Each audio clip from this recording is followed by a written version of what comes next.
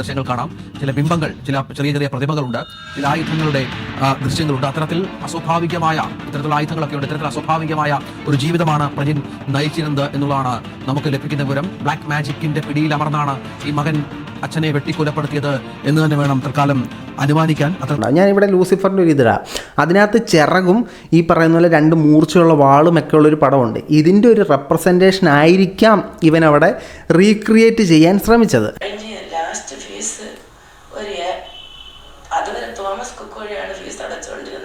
ആ കാണിച്ച സമയത്ത് നോട്ടിൽ 2 ചിത്രങ്ങൾ നിങ്ങൾ ശ്രദ്ധിച്ചിട്ടുണ്ടാവും. ഒരു കൈ അറ്റുപോയ ഒരാൾ, അയാളുടെ കഴുത്തിൽ ഇതുപോലെ ഒരാളുടെ തലയും ഒരു തലയോട്ടിയും. ബ്ലാക്ക് മാജിക്കിനകത്ത് അല്ലെങ്കിൽ ഈ ലൂസിഫറിനകത്ത് ഒരു കൈയില്ലാത്ത മനുഷ്യനെന്ന് പറയുന്നത് ഭയങ്കരമായിട്ട് പവറുള്ള ഒരാളാണ്. അതായത് അയാൾ ഒരു കൈ ത്യജിച്ച് ആ കൈ മറ്റെന്തോ അദൃശ്യ ശക്തിയുമായിട്ട് ബന്ധിപ്പിച്ചു എന്നൊക്കെയാണ് കാണിക്കുന്നത്. എൻ്റെ ഹസ്ബൻഡിനെ അവൻ ഈ കോളറിൽ ഇങ്ങനെ പിടിച്ച് തൂക്കിയെടുത്ത് ഇങ്ങനെ ഇട്ടിട്ടുണ്ട് ഒരുപാട്. അവർ ഇങ്ങനെ ഒന്നും ചെയ്തിട്ടില്ല. ആ സമയത്ത് അവൻ്റെ മോന്ത പിടിച്ച് 2 ഒര വരച്ചിരുന്നെങ്കിൽ അവൻ്റെ കടി അങ്ങ് തീർന്നേനെ.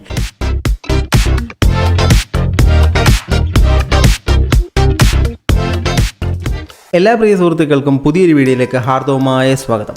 നമ്മുടെ പ്രധാന വിഷയത്തിലേക്ക് കടക്കുന്നതിന് മുമ്പേ എല്ലാ ദിവസവും എല്ലാ വീഡിയോയിലും എല്ലായ്പ്പോഴും പറയുന്ന പോലെ തന്നെ നമ്മുടെ വീഡിയോ കാണുന്ന നിങ്ങളിൽ ആരെങ്കിലുമൊക്കെ സബ്സ്ക്രൈബ് ചെയ്യാതെയാണ് കണ്ടുകൊണ്ടിരിക്കുന്നതെങ്കിൽ ഇട്ടം പോലെ നോക്കേണ്ട ആ സബ്സ്ക്രൈബ് ബട്ടനെ നോക്കിയിട്ട് പ്ലക്കനെ എന്നൊരു ക്ലിക്ക് വെച്ച് കൊടുക്കുക. ഇപ്പോഴും മുന്നോട്ടില്ലാത്തുള്ളൂ എനിക്ക് നിങ്ങളുടെ സഹായം തീർച്ചയായിട്ടും ആവശ്യമാണ്. അതിൻ്റെ കൂടെ കമൻറ്റ് ബോക്സിൽ ഇങ്ങനെ സാധനം കൂടി ഇട്ട് തന്നാൽ ഈ വീഡിയോ റീച്ചാകാൻ ഒരു ചെറിയ സഹായമായി തീരും. അപ്പോൾ പറ്റുന്നവരെല്ലാം ഒരു ജാടയില്ലാത്തവരെല്ലാം ഒരു ലൈക്ക് ഇട്ട് തരണേ. അപ്പോൾ ഇനി നമുക്ക് നേരെ വിഷയത്തിലേക്ക് വരുവാണെങ്കിൽ, നിങ്ങളെല്ലാവരും അറിഞ്ഞിട്ടുണ്ടായിരിക്കുമല്ലോ, തിരുവനന്തപുരത്ത് ബ്ലാക്ക് മാജിക് വെച്ചിട്ട് അച്ഛൻ മകനെ വധിച്ചു, മകനെ പോലീസ് പിടിച്ചു. അച്ഛനെ വധിക്കാനുള്ള മകൻ്റെ കാരണമെന്ന് പറഞ്ഞാൽ മാതാപിതാക്കൾ സ്വതന്ത്രമായി ജീവിക്കാൻ അവനെ അനുവദിക്കുന്നില്ല. ഇപ്പോൾ അവന് സ്വതന്ത്രമായിട്ട് ജയിലിൽ പോയി വളരെ സ്വാതന്ത്ര്യം അനുഭവിച്ച് ജീവിക്കാനുള്ളൊരു സാഹചര്യം ഉണ്ടാക്കി കൊടുത്തിട്ടുണ്ട്. പക്ഷേ ഈ ഒരു വീഡിയോയിൽ ഞാൻ സംസാരിക്കാൻ ഉദ്ദേശിക്കുന്നത് അതല്ല. ഇതിനകത്ത് കൂടുതൽ ഈ black magic, Lucifer, Antichrist ഇതുമായിട്ട് ബന്ധപ്പെട്ട കാര്യങ്ങളും അവൻ്റെ പ്രവർത്തനങ്ങളിലെല്ലാം ഇത്തരം കാര്യങ്ങളൊക്കെയാണ് കയറി വന്നുകൊണ്ടിരിക്കുന്നത്. അതിനെക്കുറിച്ചിട്ടാണ് നമ്മൾ ഈ വീഡിയോയിൽ സംസാരിക്കാൻ പോകുന്നത്. അതിനെക്കുറിച്ച് സംസാരിക്കുമ്പോൾ സ്വാഭാവികമായിട്ടും ബാക്കിയുള്ള വിഷയങ്ങൾ കയറി വരും. അപ്പോൾ പറ്റുന്നവരെല്ലാം വീഡിയോ ഫുള്ളായിട്ടിരുന്ന് കാണാൻ ശ്രദ്ധിക്കുക. ഞാൻ പ്രത്യേകിച്ച് അങ്ങനെ വീഡിയോയിലൊന്നും പറയാറില്ല. ഈ വീഡിയോ പറ്റുന്നവരെല്ലാം ലാസ്റ്റ് ഇരുന്ന് കാണുക. ഇനി നമുക്ക് ആദ്യം ആ വാർത്ത കേട്ട് തന്നെ തുടങ്ങാം. ഏതായാലും ഇത്രയും നാൾ കൊല്ലം ജില്ലക്കാരൻ ചീത്തപ്പേര്, ജൂനിയർ മാൻട്രാക്കിനെ പോലെ നമ്മൾ എന്തോ സാമാനം എടുത്ത് അവരുടെയിലോട്ട് കൊടുത്ത്. ഇപ്പോൾ തിരുവനന്തപുരത്തിന് വെച്ചടി കയറ്റമാണ്. ഓരോ ദിവസവും വ്യത്യസ്തമായ വാർത്തകൾ. സമാധിയിരിക്കുന്നു, മറ്റേ ഗ്രീഷ്മയെ പിടിച്ച് ജയിലിലിടുന്നു, പിന്നെ എന്തൊക്കെയോ നടക്കുന്നവിടെ. ബാക്കിയും കൂടെ കാണാം, അല്ല ഇത് കാണാം. ജോസിന്റെ മരണത്തിൽ അന്വേഷണം ആവശ്യപ്പെട്ട് കുടുംബം പോലീസിനെ സമീപിച്ചു. മകൻ പ്രജിൻ ജോസിന്റെ ബ്ലാക്ക് മാജിക് ബന്ധമാണ് കൊലപാതകത്തിലെത്തിയതെന്നാണ് കുടുംബത്തിന്റെ സംശയം. സ്വതന്ത്ര ജീവിതത്തിന് അനുമതി നൽകുന്നില്ലെന്ന് ആരോപിച്ചാണ് കഴിഞ്ഞ ദിവസം പിതാവിനെ വെട്ടിക്കൊന്ന ശേഷം പ്രജിൻ പോലീസിൽ കീഴടങ്ങിയത്. പ്രജിന്റെ മുറിയിൽ കുടുംബാംഗങ്ങൾ നടത്തിയ പരിശോധനയിൽ ചില ബിംബങ്ങളും കൂട്ടിയിട്ടിരുന്ന മുടികളും ചില പ്രത്യേകതരം ആയുധങ്ങളും കണ്ടെത്തിയിരുന്നു. ഇത് ദുരൂഹത വർദ്ധിപ്പിച്ചു. അപ്പോൾ ഇതൊക്കെയാണ് ആ വാർത്തയിൽ വന്ന കാര്യങ്ങൾ. അവനെ പിടിച്ചു, അവൻ്റെ അടുത്തുനിന്ന് ഒരുപാട് ദുരൂഹമായ കാര്യങ്ങളെല്ലാം പോലീസ് പൊക്കിയിട്ടുണ്ട്. പക്ഷേ ഇതിനകത്ത് സംഭവം എന്താണെന്ന് വെച്ചാൽ, ഈ റൂമിലേക്ക് കയറുമ്പോൾ മുതൽ തന്നെ പ്രശ്നങ്ങളാണ്. ഫസ്റ്റ് ഓഫ് ഓൾ, നിങ്ങൾ അതിൻ്റെ വാതുക്കൽ ഒരു സിംഗത്തിൻ്റെ സാധനം നിങ്ങൾ കണ്ടിട്ടുണ്ടാവും. ഇതിൻ്റെ ഒരു മീനിങ് എന്ന് പറഞ്ഞാൽ നിങ്ങളിത് നോക്കിയാൽ മതി, എന്തോ ഐസൈറ്റസോ അങ്ങനെ കണ്ടാണ് ഇതിൻ്റെ സിംബോളിക് റെപ്രസെൻറ്റേഷൻ. ഇത് ഞാൻ ഭയങ്കര ഡേഞ്ചറസ് ആണ്, എന്നെ ഹാൻഡിൽ വിത്ത് കെയർ ആണെന്നൊരു മീനിങ് ആണ് ഇതിൽ നിന്നേ കൊടുക്കുന്നത്. ബേസിക്കലി നിങ്ങൾക്ക് അറിയാമോയെന്ന് എനിക്കറിയത്തില്ല, ക്രിസ്ത്യൻസിന് പൊതുവേ ഇങ്ങനത്തെ വിഗ്രഹങ്ങളൊന്നും അവർ അധികം പ്രോത്സാഹിപ്പിക്കാറില്ല. അപ്പോൾ ഇത് തന്നെ അതിൻ്റെ ഒരു സിംബലൈസേഷനാണ്. ഇനി ഇവൻ്റെ റൂം നോക്കുമ്പോഴത്തേനും കുറേ മാരക സാധനങ്ങളൊക്കെ കണ്ടുപിടിച്ചിട്ടുണ്ട്. അതിനകത്ത് ഒരു റൂമിൻ്റെ സൈഡിൽ കുറേ മുടിയൊക്കെ ഇട്ടിട്ടുണ്ടെന്ന് നമ്മൾ കേട്ടിട്ടുണ്ട്. ഇത് നിങ്ങൾക്ക് മനസ്സിലാക്കാൻ ഞാൻ സിമ്പിളായിട്ട് പറയാം. കാലാകാലങ്ങളായി നമ്മുടെ സിനിമയിൽ എല്ലാം റെപ്രസെൻറ്റേഷനായിട്ട് കാണിക്കുന്നത് അവൻ്റെ കാലടിയിൽ നിന്നുള്ള മണ്ണോ അവൻ്റെ തലയിൽ നിന്നുള്ള മുടിയോ കൊണ്ടുവന്നു കഴിഞ്ഞാൽ അവനെ കൂടോത്രം ചെയ്ത് അങ്ങ് തകർത്ത് കളയാം എന്ന് പറയുന്നൊരു സാധനമില്ലേ. അപ്പം മുടിക്കൊക്കെ ഈ ഒരു ബ്ലാക്ക് മാജിക്കിലുമൊക്കെ വലിയ രീതിയിലുള്ളൊരു പ്രാധാന്യമുണ്ട്. ഇനി ഈ ലൂസിഫർ അല്ലെങ്കിൽ ബ്ലാക്ക് മാജിക് എന്നൊക്കെ പറയുന്ന സാധനങ്ങൾ ഇവർ ക്രിസ്ത്യനാണ്. അപ്പോൾ ഇവൻ ഏറെക്കുറെ ലൂസിഫിക്കേഷൻ തന്നെയാണ് വന്നിരിക്കുന്നത്. അത് ലൂസിഫറാണെന്ന് പറയാനുള്ള കാരണം ഞാൻ പറയാം. അങ്ങനെ നോക്കുമ്പോഴത്തേനും ഈ ക്രിസ്ത്യാനിറ്റിയിൽ എന്തൊക്കെയുണ്ടോ അതിൻ്റെ എല്ലാം നേർ വിപരീതമാണ് ഈ ലൂസിഫർ ചെയ്യുന്നത്. അതായത് ഫോർ എക്സാമ്പിൾ പറയുകയാണെങ്കിൽ ക്രിസ്ത്യൻസിൻ്റെ കുരിശ് ഇങ്ങനെയാണ്, അതായത് മേളിൽ കുറവും താഴോട്ട് നീളക്കൂടുതലും. ഇത് നേരെ ബൾട്ടി അടിച്ചിട്ട് കഴിഞ്ഞാൽ മറ്റേ ലൂസിഫറിൻ്റെ, അതായത് മേളിൽ നീളക്കൂടുതലും താഴെ നീളക്കുറവും വരുമ്പോഴത്തേനും ആൻറ്റി ക്രൈസ്റ്റായി. അതുപോലെ തന്നെ ഈ സിംബൽ എന്ന് പറയുന്നത് ഈ ക്രൈസ്തവർ ക്രിസ്ത്യൻസ് കൂടുതലും എല്ലാത്തിനെയും കുഞ്ഞാടുമായിട്ടും ആടുമായിട്ടൊക്കെയാണ് താരതമ്യം ചെയ്യുന്നത്. അതായത് ദൈവത്തിൻ്റെ കുഞ്ഞാടുകൾ, ഈ ആടിനെ ഭയങ്കര ക്യൂട്ടായിട്ടുള്ളൊരു സാധനമായിട്ടാണ് ബൈബിളിൽ പല ഇടങ്ങളിലായിട്ട് പറയുന്നത്. പക്ഷേ നേരെ അത് ഇതിനകത്തേക്ക് വരുമ്പോഴത്തേനും ഇവരുടെ സിമ്പിൾ തന്നെ വളരെ വികൃതമായ ഒരു ആടാണ്. ഇനി നമുക്ക് ഏതായാലും ആ വാർത്തയുടെ ബാക്കി കാണാം. ഈ വാർത്തയുടെ ബാക്കി നമ്മൾ കാണുന്നത് ഈ സുന്ദരനായ ഇവനെ പരിചയപ്പെടുത്തിയില്ല കേട്ടോ. ഇവൻ്റെ പേര് പ്രജിൻ എന്നാണ് കേട്ടോ. ഇവൻ്റെ ഒരു മൈൻഡ് സെറ്റ് എന്ന് പറഞ്ഞാൽ ബേസിക്കലി ഈ ബ്ലാക്ക് മാജിക് ചെയ്യുന്നതിൻ്റെ എല്ലാവൻ്റെ മൈൻഡ് എന്ന് പറഞ്ഞാൽ ദൈവത്തെ വിളിച്ചിട്ട് വലിയ കാര്യമൊന്നും നടക്കുന്നില്ല, സാമ്പത്തികമായിട്ട് മെച്ചമില്ല, ഉന്നമനം ഒന്നും സാധിക്കുന്നില്ല. അപ്പോൾ ചെകുത്താനെ വിളിച്ചു കഴിഞ്ഞാൽ പുള്ളിക്കാരൻ നന്മ വാരിക്കോരി തരുമെന്നാണ്. അവന് വാരിക്കോരി കൊടുത്ത നന്മയാണ് ഇപ്പോൾ നമ്മൾ കണ്ടുകൊണ്ടിരിക്കുന്നത്. എൻ്റെ പൊന്നളിയ, നമ്മുടെ നാട്ടിൽ ജീവിക്കുന്ന ഒരു 90% ആളുകളും ഞാൻ ഉൾപ്പെടെ പ്രശ്നം തീരാൻ ചെകുത്താനെ വിളിക്കാൻ പോയി കഴിഞ്ഞാൽ ഏതെങ്കിലും ഉത്സവത്തിന് ആൾ കൂടി നിൽക്കുന്ന പോലെ ചെകുത്താനെ വിളിച്ചെടുത്താലും തീരാത്ത പ്രശ്നങ്ങൾ നമുക്കെല്ലാം ഉണ്ട്. ഇത്തരത്തിലുള്ള സാധനങ്ങൾ എപ്പോഴെങ്കിലും മൈൻഡിൽ പോയി കഴിഞ്ഞാൽ ആലോചിച്ചോണം. ചെകുത്താനെ വിളിച്ചവരെല്ലാം ഈ പ്രശ്നത്തിലാണ്. അത് ഞാൻ കാണിക്കാം, അതിലേക്കൊക്കെ നമുക്ക് വരാം. ഏതായാലും ഈ ചെറുപ്പക്കാരൻ മുറി വളരെ ക്ലീനായിട്ട് സൂക്ഷിച്ചു വെച്ചിട്ടുണ്ട്. ആ ചെറുപ്പക്കാരൻ സൂക്ഷിച്ചു വെച്ചിരിക്കുന്ന മുറിയാണ് നമുക്ക് കണ്ടത്. അതായത് നമ്മൾ ഈ KSRTC സ്റ്റാൻഡിലൊക്കെ പോകുമ്പോഴത്തേനും അതിൻ്റെ ഒരു ചെറിയ ഭാഗത്ത് ചില ആൾക്കാർ നിന്ന് പുകയ്ക്കുകയും അവിടെ എല്ലാം സിഗരറ്റിൻ്റെ കുറ്റി കൂടിയിടുകയും ബിയറൂപ്പിടുകയൊക്കെ ചെയ്യുന്ന ഒരു അന്തരീക്ഷമില്ലേ, ആ അന്തരീക്ഷം ഈ ചെറുപ്പക്കാരൻ്റെ മുറിയിൽ റീക്രിയേറ്റ് ചെയ്തിട്ടുണ്ട്. നല്ല ആർട്ടിസ്റ്റാണ്, കണ്ടോ, നല്ല റീക്രിയേഷനാണ്. മുറിയുടെ ദൃശ്യങ്ങളാണ് പ്രേക്ഷകർ കാണുന്നത്. പ്രത്യേകതരം ജീവിതമായിരുന്നു ഇയാൾക്കുള്ളത് എന്നാണ് മനസ്സിലാക്കേണ്ടത്. ചിലവ് കാണാം, വല്ലാത്ത തരത്തിലുള്ള കാഴ്ചകളാണ്. സാധാരണ ആളുകളുടെ റൂമുകളിലൊക്കെ കാണാത്ത തരത്തിൽ മുടി കൂട്ടിയിട്ടിരിക്കുന്ന ദൃശ്യങ്ങൾ കാണാം. ചില ബിംബങ്ങൾ, ചില ചെറിയ ചെറിയ പ്രതിമകളുണ്ട്, ചില ആയുധങ്ങളുടെ ദൃശ്യങ്ങളുണ്ട്. ഇത്തരത്തിലുള്ള ആയുധങ്ങളൊക്കെ ഉണ്ട്. ഇത്തരത്തിൽ അസ്വാഭാവികമായ ഒരു ജീവിതമാണ് പ്രജിൻ നയിച്ചിരുന്നത് എന്നുള്ളതാണ് നമുക്ക് ലഭിക്കുന്ന വിവരം. ബ്ലാക്ക് മാജിക്കിന്റെ പിടിയിലമർന്നാണ് ഈ മകൻ അച്ഛനെ വെട്ടിക്കൊലപ്പെടുത്തിയത് എന്ന് തന്നെ വേണം തൽക്കാലം അനുമാനിക്കാൻ. അത്തരത്തിലാണ് ഇപ്പോൾ കാര്യങ്ങൾ മുന്നോട്ട് പോകുന്നത്. ഏതായാലും ഈ പ്രജിൻ എന്ന് പറയുന്ന ചെറുപ്പക്കാരൻ്റെ മുറി നിങ്ങളുടെ മനസ്സിലൊന്ന് വെച്ചോ. ഇതുമായിട്ട് ബ്ലാക്ക് മാജിക്കുമായിട്ട് തന്നെ മുന്നോട്ട് പോയ മറ്റൊരു ചെറുപ്പക്കാരൻ്റെ മുറിയും കൂടെ ഞാൻ കാണിച്ചു തരാം. അതിലേക്ക് നമുക്ക് വരുന്നതിന് മുമ്പേ അവൻ്റെ റൂമിൽ കണ്ട ചില എക്യുപ്മെൻറ്റ്സ്, അതായത് ഈ ഒരു ആയുധം നിങ്ങൾ കണ്ടിട്ടുണ്ടാവുമല്ലോ. ഈ ആയുധം എന്ന് പറഞ്ഞാൽ ബേസിക്കലി ഈ ലൂസിഫറിനെ കുറിച്ച് പറയുമ്പോൾ ലൂസിഫറിന് 5 ആയുധങ്ങളൊന്നും ഉണ്ട്, 5 അതിൽ കൂടുതൽ ആയുധമുണ്ട്, കൃത്യമായിട്ടൊന്നും എനിക്കറിയത്തില്ല. അതിനകത്ത് 2 കയ്യിൽ വാളുള്ള ആയുധങ്ങളുണ്ട്. ഇത് ഒരു തരത്തിലുള്ള പവറായിട്ട് പറയുന്നത്. അതുപോലെ തന്നെ ഒരു കുന്തം പോലത്തെ ഒരു ആയുധമൊക്കെ കാണിക്കുന്നുണ്ട്. ഇനി ഇവൻ ഈ ഉണ്ടാക്കി വെച്ചേക്കുന്ന ഈ സാധനം ഒരു പക്ഷേ ഇവൻ ആയുധമായിട്ട് ഉപയോഗിച്ചിട്ടുണ്ടാകും, ഒരു പക്ഷേ അല്ലെങ്കിൽ ഇവൻ ആരാധിക്കാൻ വേണ്ടി ലൂസിഫറിൻ്റെ ഗ്രാഫിക്കൽ റെപ്രസെൻറ്റേഷനായിട്ട് ഉപയോഗിച്ചിട്ടുണ്ടാകും. ഞാനിവിടെ ലൂസിഫറിൻ്റെ ഒരു ഇതിടാം.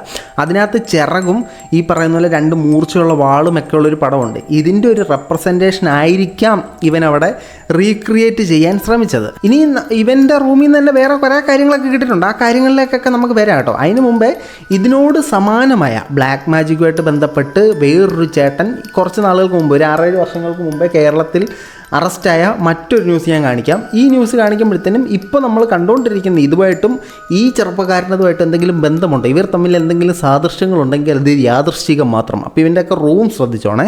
പ്രൊജക്ഷൻ, ഈ വാക്കിൽ തന്നെ ഒരു കൗതുകമുണ്ട്. ഈ കൗതുകത്തിൽ തുടങ്ങിയ പഠനമാണ് കേഡലിനെ കൊടും ഭീകരതയുടെ ആൾരൂപമാക്കിയത്. ഓസ്ട്രേലിയയിൽ ഉന്നത പഠനത്തിൽ പോയപ്പോഴാണ് സാത്താൻ സേവ എന്ന പ്രാകൃത വിശ്വാസത്തിലേക്ക് കേഡൽ ജിൻസൺ എത്തിപ്പെടുന്നത്.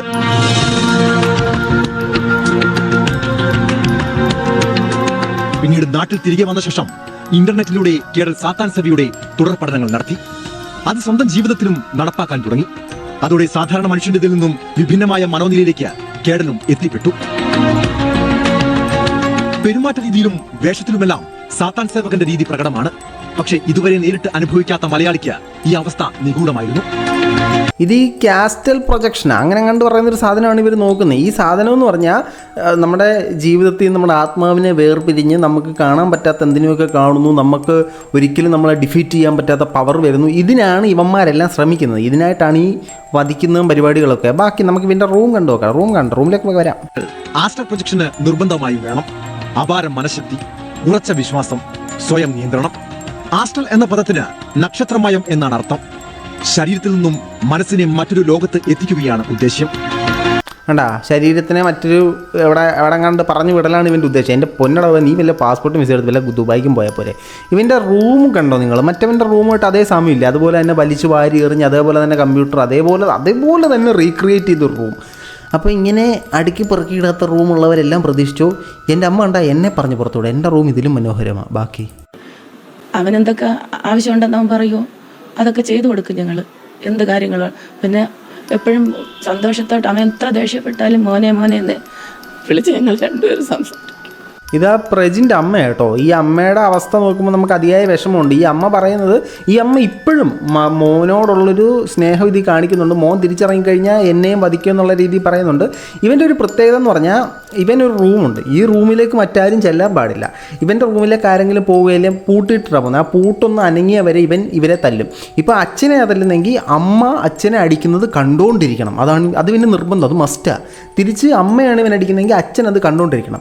അച്ഛനെ ദിങ്ങിനെ പിടിച്ച് ദിങ്ങിനെ പൊക്കി വെച്ചിട്ടുണ്ടെന്നൊക്കെയാണ് ഈ അമ്മ പറയുന്നത്. എന്നിട്ടും ഇവരവനെ പ്രൊട്ടക്റ്റ് ചെയ്തിരിക്കുകയാണ്. ഈ ഒരു വധിച്ച സമയത്തും അത് തന്നെ ആയിരിക്കും ചെയ്യാൻ പോകണമെന്നാണ് ഈ അച്ഛൻ ഒക്കെ വിചാരിച്ച് വെച്ചിരുന്നത്. അതായത് ജസ്റ്റ് തല്ലി ഉപദ്രവിച്ച് വിടും. അപ്പോൾ ബേസിക്കലി എന്താടേ നമ്മുടെ ഇത് കുടുംബത്തിൻ്റെ പ്രശ്നം പുറത്തല്ലേ, ചീത്തപ്പേരറിയില്ല, എൻ്റെ മോൻ എങ്ങനെയും നന്നാവും, എൻ്റെ മോൻ എന്നൊക്കെയുള്ളൊരു സാധനമാണ് ഇവിടെ വർക്കായത്.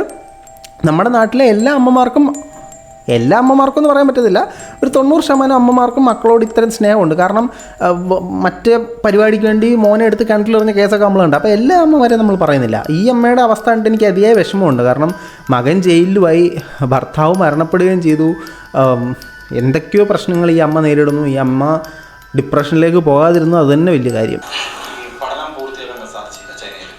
ചൈനയിൽ പഠനമെല്ലാം പൂർത്തിയാക്കി ഗ്രാജുവേഷന് കഴിഞ്ഞ് ലാസ്റ്റ് ഫീസ്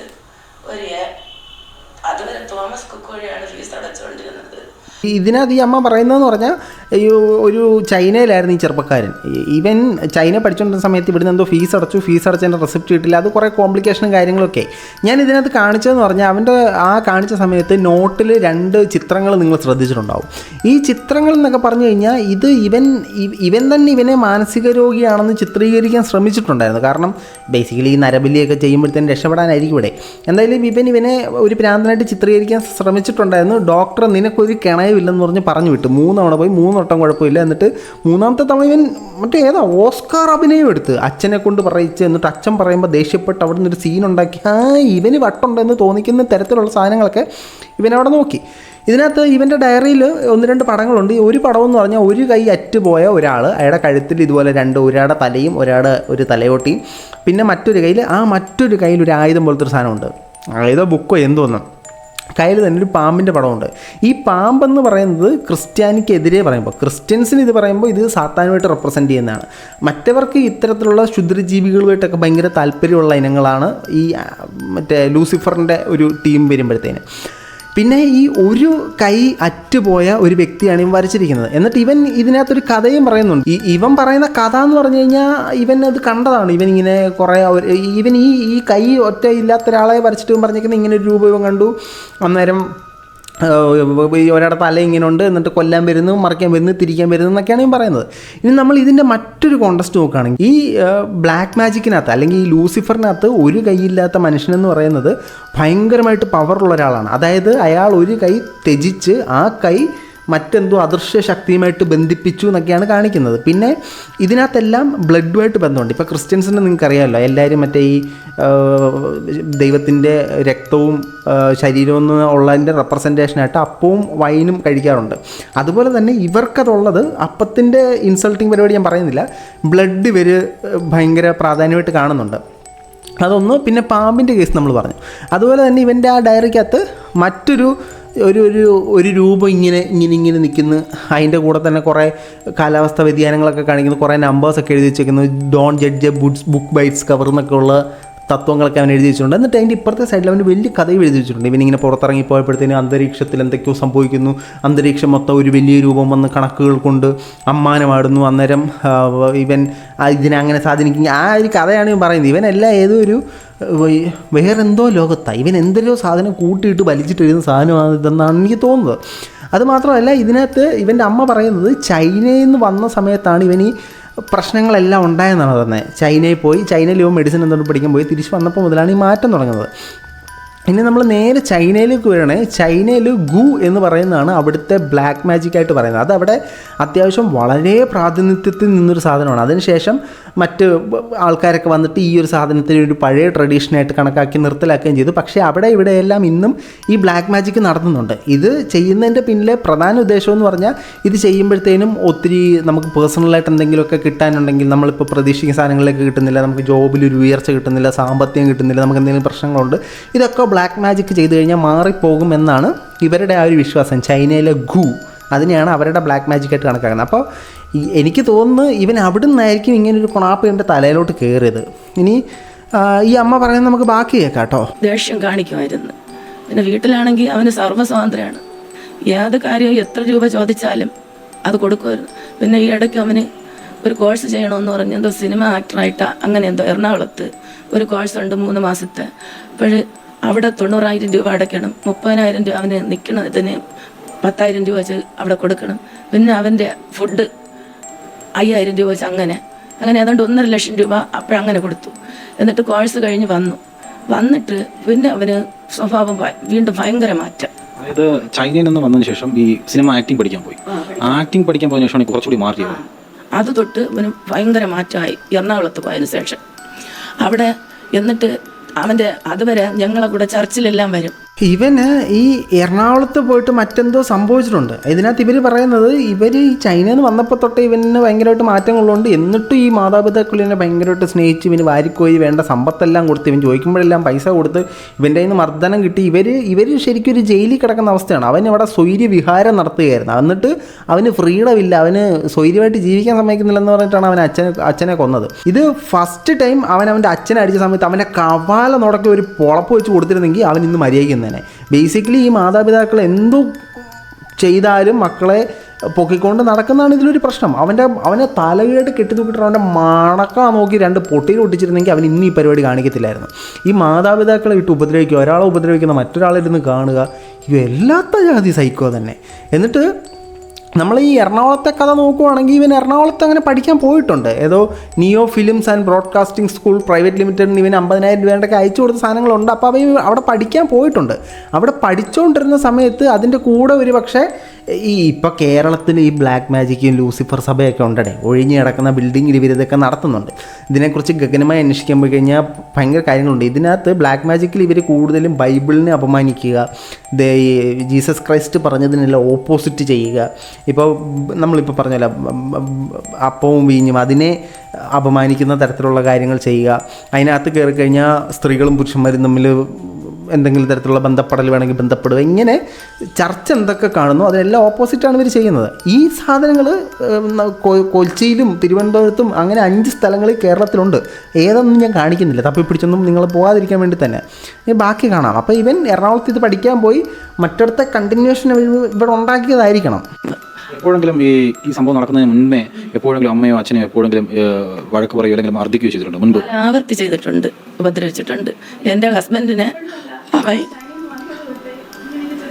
ഈ കോളറിൽ ഇങ്ങനെ പിടിച്ച് പൊക്കി തൂക്കിയെടുത്ത് ഇങ്ങനെ ഇട്ടിട്ടുണ്ട് ഒരുപാട്. അവർ ഇങ്ങനെ ഒന്നും ചെയ്തിട്ടില്ല. ആ സമയത്ത് അവൻ്റെ മോന്ത പിടിച്ച് 2 ഒര വരച്ചിരുന്നെങ്കിൽ അവൻ്റെ കടി അങ്ങ് തീർന്നേനെ.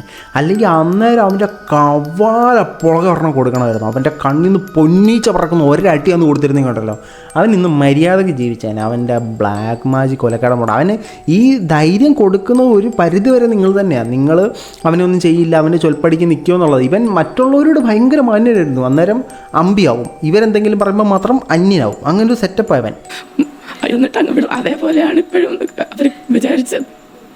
പിന്നെ ഒരു ദിവസമാണെങ്കിൽ ചൈനയിൽ നിന്ന് വന്ന സമയത്ത് അപ്പോഴും നമ്മൾ ഈ വീടിൻ്റെ കുറേ സാധനങ്ങളെല്ലാം അടിച്ചു പൊട്ടിച്ച് നമുക്ക് രാത്രി 12 മണിയായിട്ടും കിടന്നുറങ്ങാൻ പറ്റാത്ത അവസ്ഥയായി.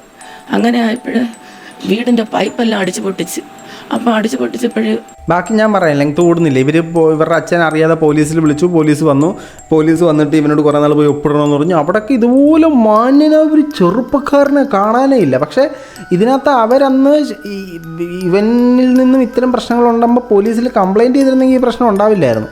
അപ്പം മോനെ സപ്പോർട്ട് ചെയ്യുക. മോനെ ബാക്കി കേൾക്കാം. അപ്പോൾ നടക്കുന്നതിന് മുന്നേ അച്ഛനോട്ട് എന്തെങ്കിലും ആ ദിവസം, അതായത് 5-ാം തീയതി വൈകുന്നേരത്തിന് മുന്നേ എന്തെങ്കിലും ഇവർ തമ്മിൽ വാക്ക് തർക്കം എന്തെങ്കിലും ഉണ്ടായിട്ടുണ്ടോ? ഒരു വാക്ക് തർക്കവും ഇല്ല. ഇതിന് തൊട്ട് മുമ്പ് ഇവൻ വീട്ടിൽ വീട്ടിലുള്ള 2 വെട്ടുകത്തി, നല്ല അറിവുള്ള 2 വെട്ടുകത്തി എടുത്ത് തേച്ചു കൊണ്ട് 2 വശത്ത് കയ്യിലായിട്ട് പിടിച്ച് കൊണ്ടുവന്നു. ഞാൻ കേട്ട് മോനെ നീ ഇതെവിടെ കൊണ്ടുവന്ന്, അത് ആവശ്യമുണ്ട് എന്ന് പറഞ്ഞ് മുകളിൽ കൊണ്ടുപോയി. എന്നിട്ട് വീണ്ടും ഭക്ഷണമൊക്കെ കഴിച്ചു 1 മണിക്കൂർ കഴിഞ്ഞപ്പോൾ വീണ്ടും അതിനെ കൊണ്ട് തിരികെ വെച്ചു ആ വെട്ടുകത്തി. അന്നങ്ങനെ ഇത് രണ്ടാമത് ഇപ്പോഴും ചെയ്തത് ഒരു പ്രതീക്ഷയും നമുക്കില്ലായിരുന്നു. അതിലെ ഒരു കത്തി ഉപയോഗിച്ചാണ്. ഒന്ന് പിന്നെ വീട്ടിൽ കറിക്കരിയണ അതാണ് എടുത്തിരിക്കുന്നത്. ഈ വെട്ടുകത്തിയുടെ സെറ്റപ്പ് എനിക്ക് മനസ്സിലായത് മറ്റേ നമ്മൾ തുടക്കത്തിൽ കണ്ടില്ലേ ലൂസിഫറിൻ്റെ ഇതുള്ള 2 കൈ മൂർച്ചയുള്ള, അവൻ 2 കത്തി എടുത്തിട്ട് പോയെന്ന് പറഞ്ഞ് 2 വശം മൂർച്ചയുള്ള ലൂസിഫറിൻ്റെ ആയുധവും അല്ലെങ്കിൽ അവൻ്റെ വീട്ടിലുള്ള ആ ആയുധം ഒരുപക്ഷെ ആയുധമായിട്ട് ഉപയോഗിച്ചിട്ടുണ്ടാവാം, അല്ലെങ്കിൽ അവന് പ്രാർത്ഥിക്കാനുള്ള ഒരു റെപ്രസെൻറ്റേഷനായിട്ട് ഉപയോഗിച്ചിട്ടുണ്ടാവാം. എന്തായാലും കൊള്ളാം. ഈ കേരളത്തെ 100% ലിറ്ററസിയുള്ള പുരോഗമനം ബാധിച്ചെന്ന് നമ്മൾ അവകാശപ്പെടുന്ന ബോധവും പോക്കണമുണ്ടെന്ന് നമ്മൾ തന്നെ വിശ്വസിക്കുന്ന കേരളത്തിലാണ് ഇതെല്ലാം നടക്കുന്നത്. എൻ്റെ പൊന്നളിയന്മാരെ മനസ്സിലാക്കുക, നിങ്ങൾ ചെകുത്താനെ വിളിച്ചു കഴിഞ്ഞാൽ നിങ്ങൾക്ക് നന്മ വരില്ല. ഇതുപോലത്തെ തിന്മകളും കൂടെ വന്ന് പെടലിയിരിക്കും, എന്നിട്ട് അത് അനുഭവിക്കേണ്ടി വരും. ഏതായാലും നമ്മുടെ പ്രജിൻ മോൻ ആഗ്രഹിച്ചതുപോലെ തന്നെ അവന് സ്വതന്ത്രമായൊരു ജീവിതം ജയിലിൽ വളരെ മനസ്സമാധാനമില്ലാതെ ജീവിക്കാനൊരു എല്ലാവിധ ആശംസകളും നേരുന്നു. All the best.